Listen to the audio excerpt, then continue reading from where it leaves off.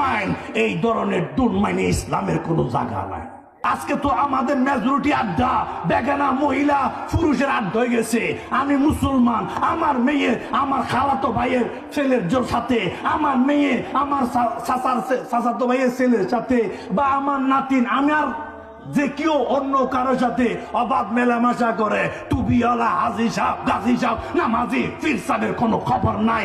এই দয়ুস যার অধীনস্থে যার মেয়ে যার স্ত্রী গুনাহ করে, বাপ যদি কর্তা যদি বড় ভাই যদি তার বানা না দেয়, একে দয়ুস বলা হয়। কিন্তু আমি তো মসজিদের সভাপতি, মাদ্রাসার সভাপতি, এলাকার মেম্বার, চেয়ারম্যান, এমপি, আমার কোনো খবর নাই। ডোন্ট মাইন্ড এই ধরনের ডোন্ট মাইন্ড ইসলামের কোনো জায়গা নাই। কিন্তু এগুলা থেকে কে বাঁচবে, কে কারে বাঁচাবে? কেউ কারো দিকে তাকায় না, বলে যেমন ইচ্ছা তেমন কর।